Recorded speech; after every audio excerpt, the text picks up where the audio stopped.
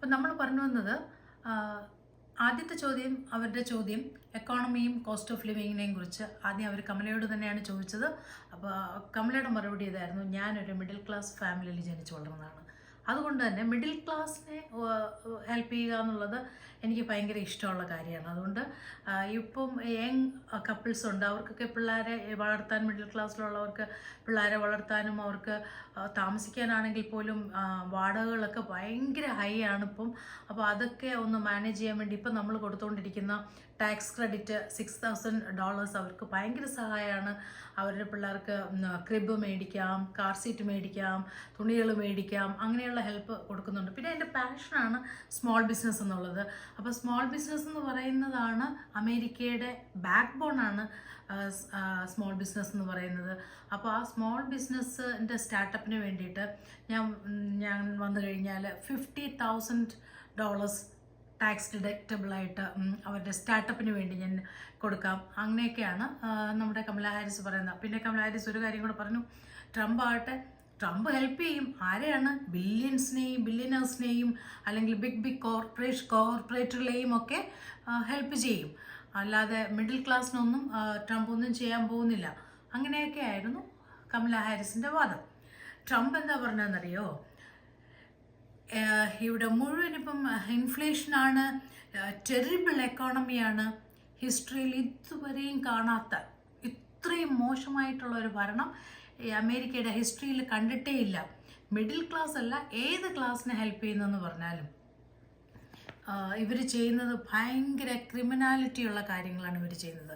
ഇപ്പോഴത്തെ വില വർധനവ് തന്നെ 60 മുതൽ 70% വരെ വില വർധനവ് വന്നിട്ടുണ്ട്.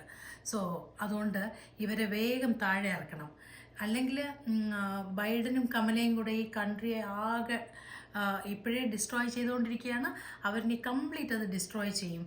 അതുകൊണ്ട് ഇവരെ വേഗം താഴെ ഇറക്കിയേ പറ്റുള്ളൂ. പിന്നെ കുറേ ആൾക്കാർ ഇവിടെ ഇങ്ങനെ ഒത്തിരി ആൾക്കാർ ഇവിടെ വന്നു കയറുന്ന ആൾക്കാർ അവരെ മെൻ്റൽ ഇൻസ്റ്റിറ്റ്യൂഷനിലോ പിന്നെ അല്ലെങ്കിൽ സേലം എന്നും പറഞ്ഞും അങ്ങനെയൊക്കെ പറഞ്ഞ് അവരെ ആദ്യം ഇങ്ങനെ കയറി വരുന്നു. അതായത് ഇവിടെ അനധികൃതമായി അമേരിക്കയിൽ എത്തുന്നവരെ ആദ്യം ജയിലിലാക്കുക ചെയ്യുന്നത്. അത് കഴിഞ്ഞിട്ട് പിന്നെ അവരെ പുറത്തിറങ്ങിക്കഴിഞ്ഞാൽ അവർ ഇവിടുത്തെ ലീഗൽ ആൾക്കാർ ചെയ്യാൻ വേണ്ടുന്ന ജോബുകളൊക്കെ ഓക്യുപ്പൈ ചെയ്യും. അതാണ് ട്രംപ് പറയുന്നത്. അവർ ഓക്യുപ്പൈ ചെയ്യുന്നു. അവരങ്ങനെ ഇവിടെയുള്ളവരുടെ ജോലികൾ അവർ എടുത്ത് ചെയ്യുന്നു. അവർക്ക് ഒരുപാട് ക്രിമിനൽ വാസനകളുള്ളവരാണ് ഇവിടെ ഇങ്ങനെ വന്ന് കടന്നു കയറുന്ന ഇല്ലീഗൽ ഇമിഗ്രൻസ്. അപ്പോൾ അവരെയൊക്കെ ഇങ്ങനെ നമ്മൾ സൂക്ഷിക്കേണ്ട ഒരു കാര്യമില്ല. അവർക്ക് ശരിക്കും പറഞ്ഞാൽ അതിൻ്റെ ഒരു സൈഡ് ട്രംപ് പറഞ്ഞു വരുന്നത്, ഇവരിവിടെ വന്ന് ലീഗലായിട്ട് ചെയ്യുന്ന ആൾക്കാരുടെ ജോലികൾ എടുക്കുകയും അവർ പൈസ വാങ്ങിച്ച് ജോലി ചെയ്യുകയും ടാക്സ് കൊടുക്കാതിരിക്കുകയും ഒക്കെ ചെയ്യുന്ന ഒരു സിറ്റുവേഷൻ വരുന്നുണ്ട്. അതാണ് ട്രംപ് പറഞ്ഞു വെച്ചത്. അങ്ങനെ പല കാര്യങ്ങളെക്കുറിച്ചും ഇവർ ഒത്തിരി വാഗ്വാദങ്ങളൊക്കെ ആയിട്ട് ഒത്തിരി തർക്കങ്ങളും ഒക്കെ ആയിട്ട് പോയി.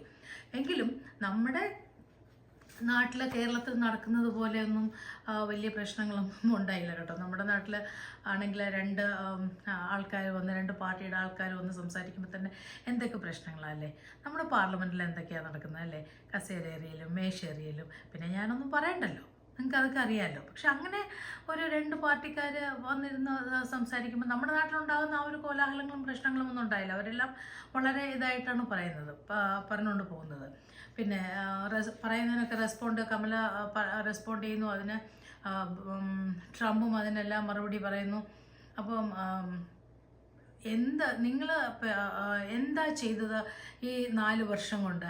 ഇനി അങ്ങോട്ടുള്ള വർഷങ്ങളിൽ, വരുന്ന വർഷങ്ങളിൽ ഈ കഴിഞ്ഞ 4 വർഷത്തിനേക്കാളും എന്ത് കൂടുതലാണ് നിങ്ങൾ ചെയ്യാൻ ഉദ്ദേശിക്കുന്നത്? നിങ്ങൾ എന്താ ഈ 4 വർഷം കൊണ്ട് ചെയ്തതെന്നുള്ള അവതാരകരുടെ ചോദ്യത്തിന് കമല പറഞ്ഞത്, ഈ ട്രംപ്